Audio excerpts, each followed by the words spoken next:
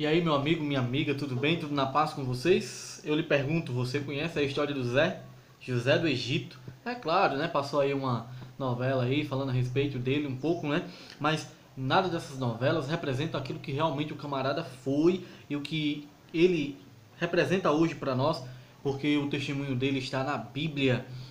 José não era perfeito, José tinha os seus defeitos, José tinha os seus problemas, mas pela graça de Deus ele se tornou um homem de Deus.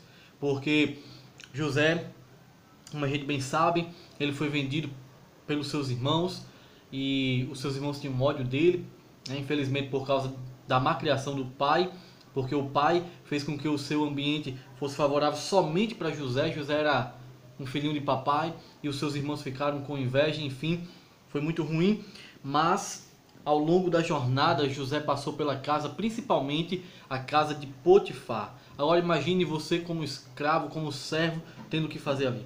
Eu também falei no vídeo anterior que aquilo que nós fazemos ou fizermos, temos que fazer com todo o nosso coração, com todo o nosso amor, porque com certeza nós vamos abençoar a vida das pessoas também ao nosso redor. E assim foi. José estava na casa de Potifar e Potifar percebeu que tudo que José fazia, Deus abençoava. Meu amigo, minha amiga, Potifar não conhecia nem sobre Deus, mas ele entendia que José era uma representação de Deus ali na sua casa.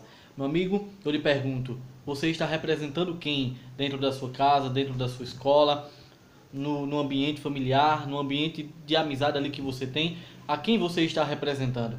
É interessante porque o texto vem dizendo, no capítulo 39, versículos do 6 em diante, diz que José era bonito, diz que José era um jovem íntegro e reto, que passava confiança, que o seu senhor tinha muita confiança ao ponto de lhe entregar tudo, ao ponto de Faraó não saber de nada, somente o pão com que ele comia na hora. E como eu falei, poderia até colocar um veneno ali, o camarada não ia saber.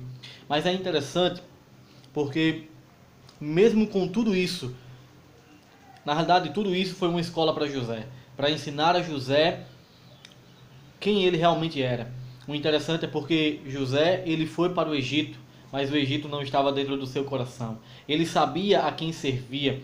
E no capítulo 39, versículo 9, o texto diz assim, que a mulher de Potifar apareceu colocando o zoião nele. Jovenzinho, bonito, camarada que sabia administrar, sabia trabalhar bem, fazia tudo com dedicação, tudo aquilo que ele fazia prosperava. É claro que a mulher botou o zóio em cima de Potifar. Talvez Potifar estivesse trabalhando muito, não estivesse dando tempo para ela, e aí com certeza ela viu José e começou ali a tentar a José. Mas é interessante porque no versículo 9, José disse assim: como eu cometeria tamanha maldade contra o meu Senhor e pecaria contra Deus? Veja, a grande questão não estava somente em pecar contra o ser humano, mas estava a pecar contra Deus. Ele não queria fazer tamanha maldade contra o seu Senhor, que confiou tudo nele. E deixa eu te dizer uma coisa: confiança é algo que é primordial nos dias de hoje. E é como um espelho. Quebrou, infelizmente é difícil juntar os cacos e refazê-lo novamente. Não é verdade? Então por isso preze pela confiança que as pessoas têm em você. Preze pela honestidade. Uma pessoa honesta é uma pessoa que passa confiança, com certeza. Ela pode não chegar rápido aonde ela quer chegar, mas um dia que chegar, ninguém vai tirar ela de lá. E José, ele foi um camarada honesto, ele foi um camarada de sucesso porque ele foi leal ao seu Senhor, leal aos seus princípios, leal a Deus, principalmente leal a Deus. E o seu Senhor viu e percebeu que José era um jovem de Deus, um homem de Deus. E eu te pergunto, quando as pessoas olham para você, o que é que elas veem em você? Elas dizem que você é uma pessoa honesta, elas dizem que você é uma pessoa educada, elas dizem que você é uma pessoa boa. Pensa aí. Um dia eu procurando no Facebook eu encontrei uma frase interessante, aliás, no Google mesmo. E ali dizia assim que o melhor travesseiro é a consciência tranquila. José poderia muito bem ter pegado lá a cavalona de Potifar, né? E, enfim, ele teria vários privilégios. Mas será que ele conseguiria dormir tranquilo? Não. E outra, mentira tem pernas curtas, já diz o ditado. Em um momento ou outro, as coisas vão desandar. Eu gosto de um outro texto também que diz o seguinte. Isso está em Gálatas, capítulo 6, versículo 7. se não me engano, se não me falha a memória. E o texto diz assim, ó: com Deus não se brinca. Aquilo que o homem plantar, é isso mesmo que ele vai semear, que ele vai colher. O nosso grande problema é que nós queremos plantar de tudo e colher apenas as coisas boas. Mas não é assim, meu amigo, na vida real. A vida nos ensina que aquilo que nós plantarmos é isso mesmo que nós vamos colher. Não é Deus que quer que a gente sofra as consequências, mas Ele nos deu o livre-arbítrio e nós podemos fazer o que nós quisermos da nossa vida. Só não podemos escolher as consequências. E José escolheu ser fiel. Mas é interessante porque quanto mais José escolhia ser fiel, mais as coisas pareciam dar errado. José estava lá como um escravo, já tinha sido vendido pelos irmãos, já tinha sido basicamente rejeitado pela família. E aí, agora, buscando ser fiel, o que acontece? Ele é acusado de adultério, né? de estupro, podemos assim dizer. E ele é mandado pelo faraó para a prisão. Mas veja que mesmo lá na prisão, José ele se manteve fiel. Ele se manteve fiel aos princípios, ele se manteve fiel a Deus. E o texto no capítulo 39 é enfático em dizer várias vezes que Deus estava com José. Meu amigo, não é porque você está passando por problemas, por dificuldades, que Deus não está com você. Deus ele não se esquece dos seus filhos, Deus ele não abandona. Mas perceba, quando Deus está em silêncio é porque na realidade ele está agindo em nossa vida. E muitas vezes estas coisas são escolas que nos ensinam a como chegarmos lá na frente. Muitas vezes nós queremos grandes cargos, mas não estamos preparados para ele. E a vida vai nos ensinando quando nós nos colocamos principalmente nas mãos de Deus. A vida nos ensina. Deus nos ensina através das circunstâncias muitas vezes adversas.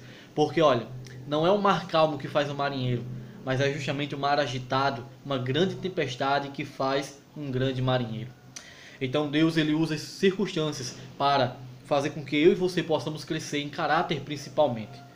E José, ele continuou firme porque José era um homem, um jovem honesto. E eu gostaria de citar um texto que está aqui, que diz o seguinte para nós: a maior necessidade do mundo é a de homens, homens que não se comprem e nem se vendam, homens que no íntimo da sua alma seja verdadeiro e honesto, homens que não temam chamar o pecado pelo seu nome exato, homens cuja consciência seja tão fiel ao dever como a bússola ao polo.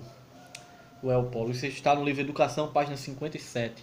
E aqui nessa revista conta uma interessante história de um homem que recebeu uma mala, né? Recebeu a proposta e ali colocar diante dele uma mala cheia de dinheiro para ele fazer umas coisas erradas na empresa. E ele decidiu não fazer esse tipo de coisa, não ganhar dinheiro fácil. E aí quando seu patrão ficou sabendo, o colocou como segundo na empresa e o seu salário mínimo era de 64 mil reais. Só isso. Meu amigo, vale a pena ser fiel. E deixa eu te dizer uma coisa, se você não ganhar nada aqui nessa terra sendo fiel, pode ter certeza, duas coisas você ganha. Primeiro, a consciência tranquila de que você fez o certo. E segundo, o céu está preparado para você, meu irmão. Porque lá no céu, nós vamos andar em ruas de ouro, a cidade de ouro e cristal. Nós vamos andar pela praça de ouro puro, meu irmão. Lá não é casinha que a gente vai morar, é uma mansão. A grande mansão que Deus tem preparado para mim e para você. Mas deixa eu te perguntar uma coisa. Se você não é fiel no pouco, como é que você vai ser fiel no muito? Se você não é capaz de ser verdadeiro em pequenas besteiras, em questões de detalhes, como é que você vai ser verdadeiro em grandes questões? Se você não é honesto com pequenas coisas, com pouco dinheiro, como é que você vai ser fiel quando você tiver com muito dinheiro? O dinheiro não é o grande problema, mas o dinheiro revela quem realmente de fato são as pessoas. Então quem é você? É claro que Deus ele te conhece, mas que acima de tudo você possa ser um jovem honesto como José. José foi honesto no pouco e sobre o muito ele foi colocado, ele foi honrado e levou Deus para as pessoas que nem ao menos conhecia, sabia sobre Deus. Se você puder, feche os teus olhos aí e vamos falar com o nosso Deus. Bondoso Deus, bondoso Pai, maravilhoso Senhor. Nos ajuda, Pai, a sermos fiéis em qualquer circunstância, em qualquer questão e principalmente que nós possamos ser fiel a Ti, porque nós bem sabemos, Senhor Deus, que o Senhor vê todas as coisas. O grande problema não é somente pecarmos, fazermos maldade contra o nosso irmão. Isso já é um grande problema, mas um problema ainda maior é pecarmos contra Ti. Então, Pai querido, nos dá um coração de Zé, um coração disposto a te obedecer, um coração disposto a fazer a tua vontade. É o que eu te peço e agradeço no nome de Jesus. Amém.